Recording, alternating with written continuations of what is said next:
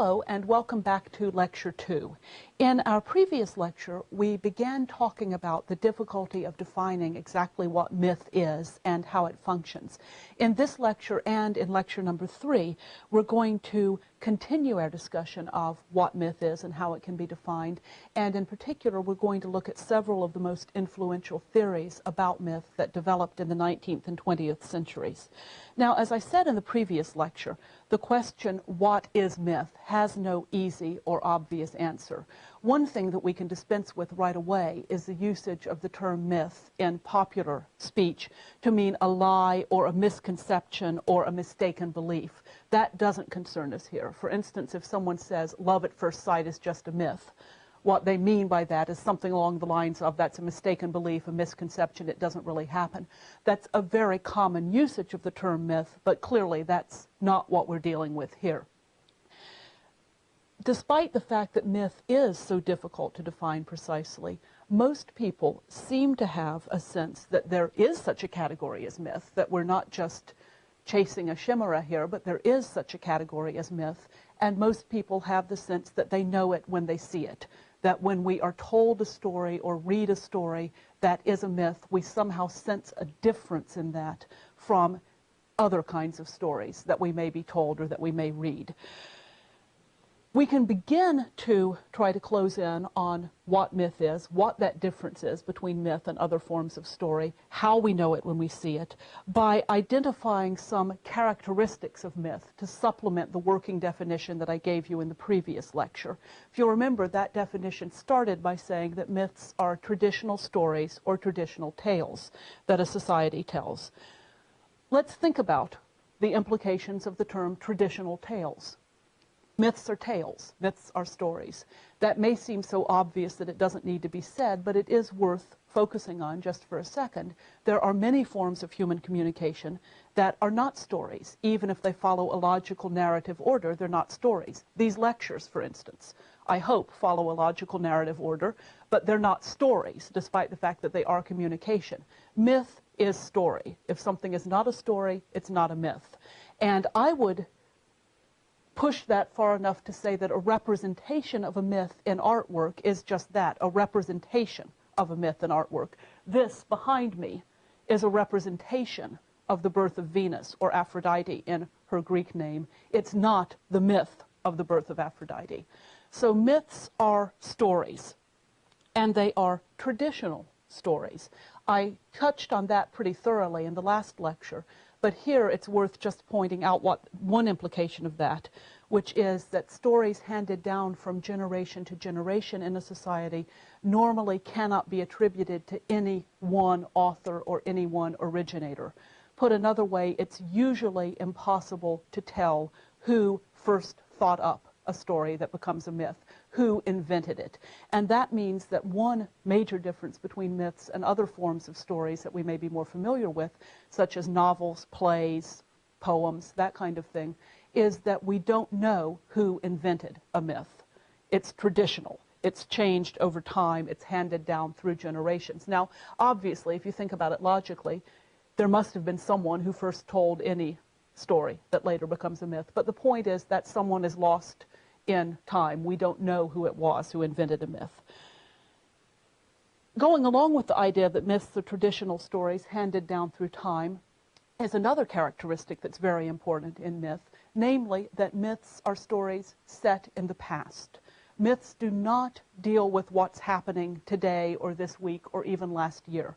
We don't have myths about current time. Myths are set in the past, often in the very remote past, frequently in the time before the world was entirely set in the way it was going to be from there on out. And as part of being set in the past, myths very frequently reflect a sense that in the remote past, things were quite different in many ways than they are now. Very frequently, the idea is that in the remote past, things were much better than they are now, that there was some kind of golden age that we have somehow lost.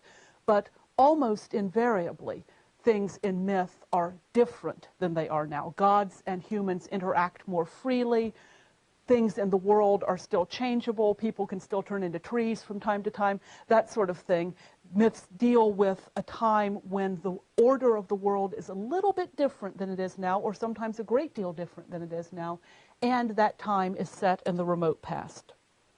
Another characteristic of myth that we touched on in the last lecture, but is worth bringing out in more detail, is that they are ostensibly true.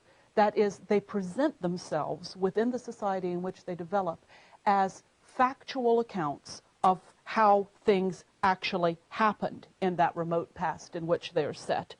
It would be very rare for any culture to recognize its own mythology as mythology. In fact, I think I would go so far as to say that once a culture looks at its own traditional stories and says, these are our myths, that culture no longer believes in those myths as a living entity.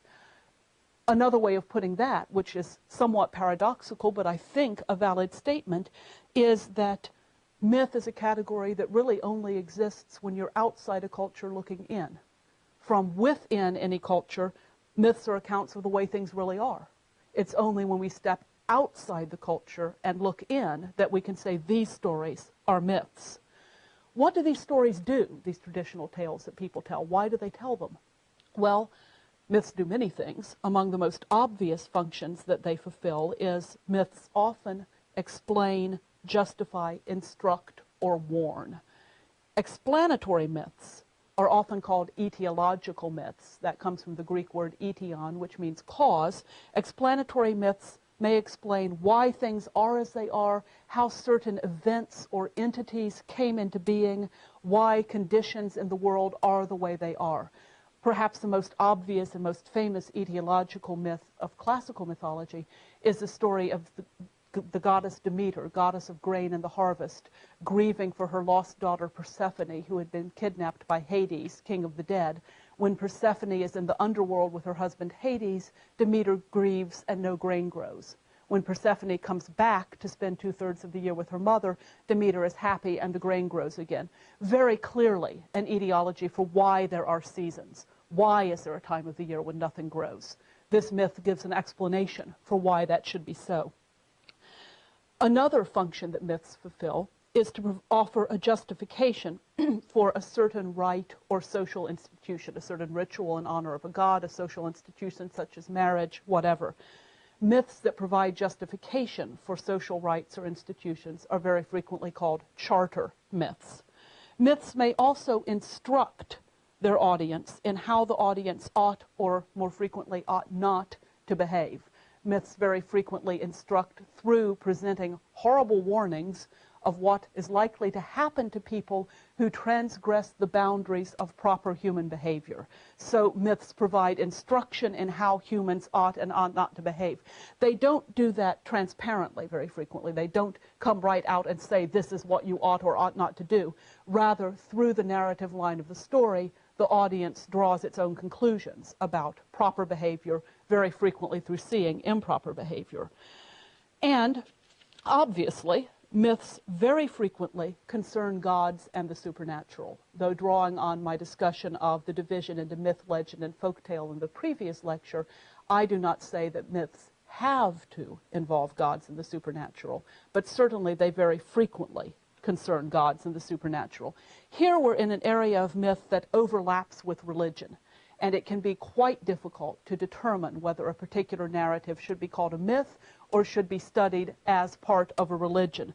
One useful distinction, one way of categorizing, is to say that religion refers to what people actually do to honor their gods, the rites, ceremonies, rituals, and so forth that people enact in honor of their gods, whereas myth refers to the underlying narratives, the narratives that explain or justify or go along with those rites, rituals, and ceremonies.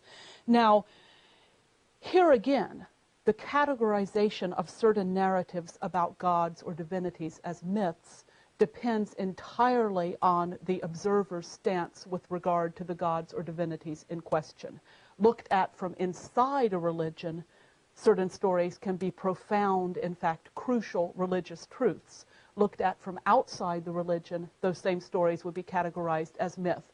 For example, from inside Christianity, the stories of the virgin birth of Christ and the resurrection of Christ are central narratives, all-important narratives, and within Christianity, those are accepted as unquestionably true narratives. Looked at from the outside, looked at from the point of view of a non-Christian, those stories are myths. They're myths told about the divinity Jesus Christ. So it depends entirely on the audience member's stance with regard to the religion in question, whether a particular religious narrative is a true narrative or a myth. As I said before, myth is a category that really only exists from the outside looking in. Now, from antiquity onwards, many scholars have come up with theories that attempt to define myth or to explain how myth functions, why it functions as it does, what it is that myth is doing. As I was working on these lectures, it occurred to me that the most important theories of myth that developed in the 19th and 20th centuries could be very broadly divided into two main types of theories, which, for simplicity's sake, I'm calling the what theories and the why theories. Now, this is a very broad categorization, and certainly there's overlap between the two types. But here's what I mean by that terminology. What theories, as I'm calling them, attempt to explain myth by identifying it as a subcategory, a derivative, or a forerunner of something else, such as history, ritual, philosophy, that kind of thing. At their worst, these theories are excessively reductive. What theories tend to say that myth is only misunderstood history, or is only primitive science, or is only the first attempt at philosophy, or something else. So these theories have a tendency to become overly reductionist. For example, there was a Greek thinker named Euhemerus who lived around 300 BC, who suggested that all myths were originally misremembered history. The gods of Greece had actually been great kings who lived way back in prehistory and whose characteristics were exaggerated through time. So that Zeus had been a very great king, according to Euhemerus, and as people recounted his stories through time, recounted his legends, if you like, they exaggerated his characteristics until he became Zeus, the great god, the primary Olympian, Zeus who hurls the thunderbolt, father of gods and men. Later versions of this theory, and this is one that has had a very long run for its money, it keeps popping up, even in the late 20th century, later versions of this theory that myth is basically misremembered history are called Euhemerism, after Euhemerus, the inventor, the first inventor of the theory. But even at its best, Euhemerism and other what theories tend to ignore the essential quality, whatever it is that makes us recognize myths as myths. In attempting to explain myth by saying it's nothing but misremembered history, Euhemerus really explains nothing at all. Let's grant him for the moment that it is. I don't think it is, but let's grant him for the sake of argument that myth is only misremembered history, that Zeus originally was just a great king. Euhemerus has not told us why the story of that great king developed into the story of the numinous, awe-inspiring Zeus who hurls the thunderbolt. Even if he's right that it did, that Zeus was originally a king whose story developed into a story of a god, he hasn't explained why that should happen, what it is that makes that particular kind of story particularly appealing. Why theories, as opposed to what theories, look for wider explanations. Try to identify the impetus within the human mind or human culture that motivates myth-making. Psychological and structuralist theories fall under my heading of why theories. Why theories generally assume that myth is an extracultural or transcultural phenomenon. By that I mean they tend to assume that the same narrative elements serve the same function in different cultures, so that a story about a snake, for instance, is going to have the same resonance, the same meaning, the same function in different cultures, according to why theories. And if what theories suffer from being overly reductionist, why theories tend to suffer from being overly general and overly vague, from saying that the same stories mean the same things in all cultures at all times, and we don't need to demonstrate that, we can simply assume it. I'll talk more about why theories in the next lecture. Now, as I already said, there is some overlap between the two types of theories. as we shall see, what theories were more common in the 19th century, mesmerized as it was by science and the scientific method. Why theories are much more common in the extremely psychologically oriented 20th century, and I suppose that would come as a surprise to nobody. One very popular what theory that has been resurrected over and over again since antiquity is the theory that myths are simply a form of allegory. That when a narrative, a mythic narrative, talks about Demeter and Persephone, it is really talking about something else. This obviously overlaps with or slides into the idea of ideological myths, but allegory, the allegorical theory of myth, says again that that's all that myths are. They are always allegorical, and they are purely allegorical. The most famous allegorical theory or interpretation of myth was developed in the 19th century by a scholar named Max Mueller, who came up with what is often called the solar mythology theory. According to Mueller, not only were myths misunderstood allegories, they were misunderstood allegories about one particular thing, the battle between light, specifically sunlight, and darkness, hence the name the solar mythology theory. Mueller claimed that all classical myths were, in their origin, statements about the sun rising in the morning and putting the darkness to flight. Even so sophisticated and complex a narrative as the Odyssey, according to Mueller, was at heart simply a statement about the sun rising and chasing away the night. Odysseus' battles with gods and monsters, all his adventures represented the sun overcoming darkness. In a phrase that has become infamous, Mueller said that mythology was actually a disease of language. By that he meant that as terms changed their meaning through time, the people within Greek culture lost sight of the original meanings of statements and started to misinterpret them as statements about anthropomorphic entities. An example will probably help to clarify what I mean here. Mueller claimed, for instance, that when in the earliest stage of Greek society someone made the statement, "Maiden dawn arose," the term maiden simply meant in that context early. That was all it meant. As the word changed its meaning through time and came to mean a young, unmarried female entity, the statement "maiden dawn arose" was misinterpreted, misunderstood to mean there is a young female entity called Dawn, and she got up. She arose from her bed. So according to Mueller, all mythology is at heart a disease of language of that kind, and mythology is simply a statement about the sun and darkness. Mueller's theory was extremely influential in the 19th century, but nobody, and I think that's safe to say, nobody believes it today. It is no longer accepted or taken as valid by any scholar of myth. The primary challenge to Mueller's theory in the 19th century was mounted by another great and famous 19th century scholar, Andrew Lang, who saw explanation as the essential function of myth, not allegory, not that myths were misunderstood statements about something else, but that myths were attempts at explaining phenomena that could not otherwise be explained. Myth, Lang thought, was driven by the same impulse that would later develop into science. And in fact, he said that myth was, in effect, primitive science. So as Euhemerus said myth was misremembered history, Lang said, no, it's not history at all, it's science, but it's primitive science. It's science that hasn't yet developed the scientific method.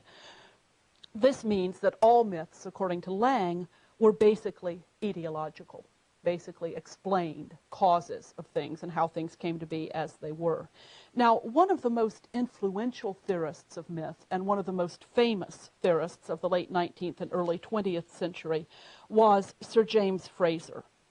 Frazer modified the idea of myth as explanation to argue that myth in all societies was specifically an explanation for ritual. He thought that very frequently myths were narratives about rituals remembered after the rituals had fallen into disuse, so that very frequently one could not identify the ritual to which a myth had originally been attached, that the narratives remained after the rituals were no longer performed. But he saw myth's original function as an explanation of ritual. Now, in all of these theories, I'm simplifying to an extent that sort of frightens me. In Fraser's case in particular, his main work, The Golden Bough, is an extraordinarily complex work. Its first edition was 2 volumes. By the time he published the 3rd edition, it had grown to 11 volumes. And obviously, trying to summarize the thesis of an 11-volume work in about 2 minutes is very difficult. But Fraser's most important strand of argument was his claim about what he called a king of the wood, a man, a human king, who supposedly represented or embodied the vegetation god, the god who causes all things to grow, causes plant fertility, human fertility, animal fertility.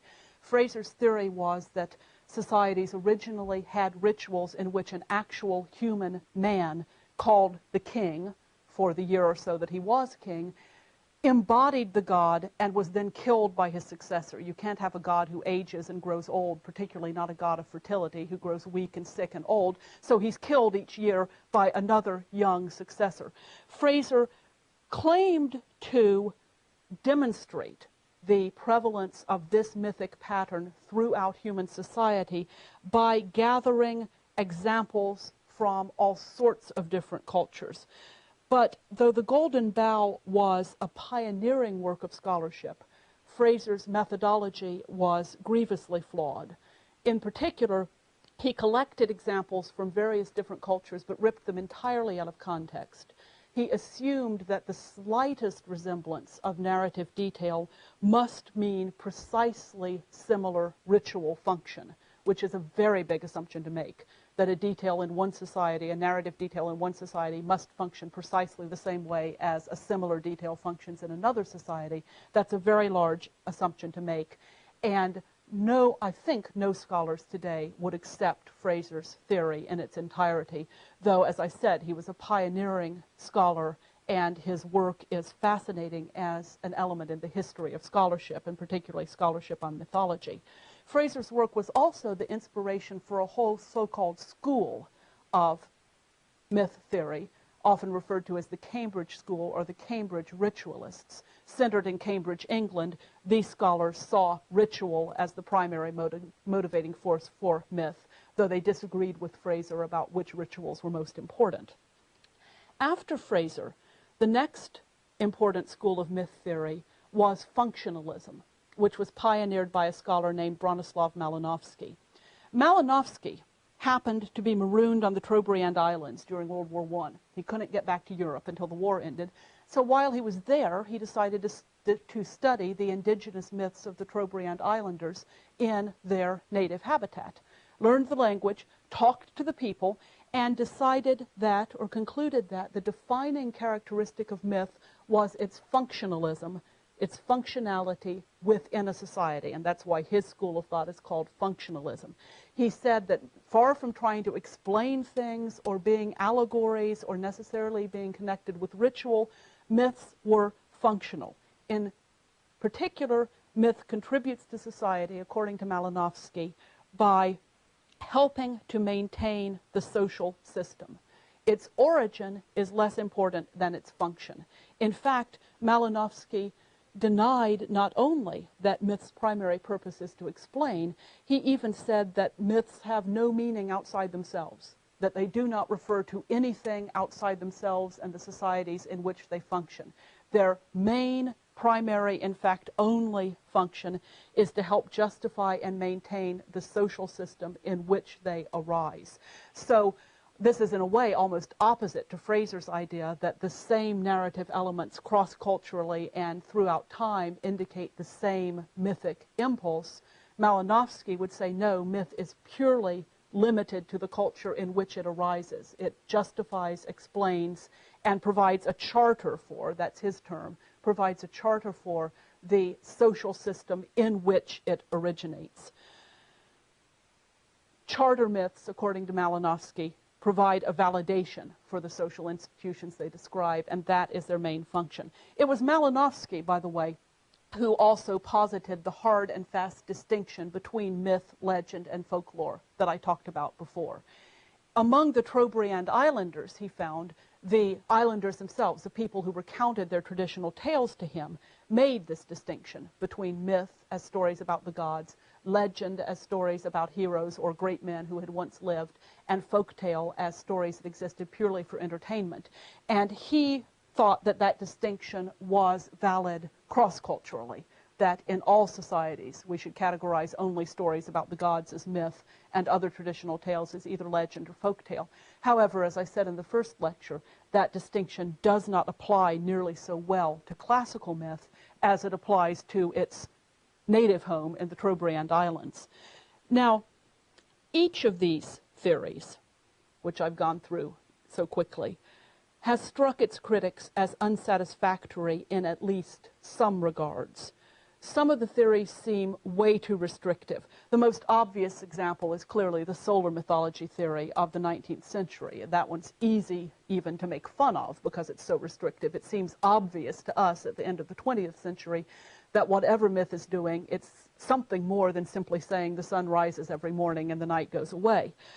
But other theories, too, fall short in this regard. If myths must be tied to rituals, if Fraser and the Cambridge School are correct, and myth implies ritual, myth is simply the narrative that goes along with ritual, then what do we do with traditional stories that seem to have no ritual associations whatsoever? In classical myth, for instance, the struggles of the gods for power, which we'll talk about when we get to Hesiod's Theogony in Lecture 4, as far as we know, have no connection with any ritual that ever happened. Are they then not myths? How do we account for stories that are not connected with rituals? If myths must concern the gods, how do we account for stories about Oedipus, Perseus, Theseus? Many of the most famous myths, to call them that, of Greek mythology deal with heroes and do not deal directly or primarily with gods. If myths must provide charters for social institutions, if Malinowski is correct in that regard, how do we explain myths that don't seem to perform any such function? Again, take the example of the birth of Aphrodite from the foam of the sea. What social institution finds its charter in that story? I can't think of one. Certainly there's no obvious answer to that. Now, with all of these objections, in each case, the theorist would probably say, or could say, take the simple way out and say that any stories that don't fit the theory are by definition not myths at all, but some other type of story, some other type of traditional tale. This narrowing the definition to make the theory work is not very satisfactory to someone who has not already bought into the theory. I could, if I wanted to, for the purpose of this course, say I define myths as stories about entities whose names begin with A. And therefore I could say if a story is not about a god whose name begins with A, it's not a myth for the purposes of this course. I'm only going to talk about Aphrodite, Apollo, Artemis, Achilles, so forth. And believe me, as I was trying to think of some way to limit this course to a manageable size, something like that was rather tempting. But I could make that definition. It wouldn't persuade anyone, and that's obviously an exaggeration, but any theory that says any story that doesn't fit my theory is by definition not a myth is really taking a very easy way out and is leaving something to be desired. Another answer, and one that most theorists will probably consider deserves more serious attention, would be to say that in any case where there is no apparent match of the myth to the ritual or the myth as a charter to justify some social institution or whatever, then the myth has undergone change or corruption which has disguised its original character. So Malinowski, for instance, would probably answer my objection about the birth of Aphrodite by saying, well, it did provide a charter for some social institution. We just don't know what that social institution was. The Cambridge ritualists would probably say about my objection to the stories of the gods' struggle for powers, there were rituals to match those myths. We just no longer have any evidence of those rituals. This, again, is a form of special pleading, and it's persuasive only to those who have already accepted the theory in question. If we accept that all myths must be tied to ritual, if we take that as our first premise, then when we find a myth that doesn't seem to be tied to ritual, we have no recourse except to say, well, we just don't know what the ritual was. But if we don't start with the first premise, myth must be tied to ritual, then it certainly looks as though many myths are not.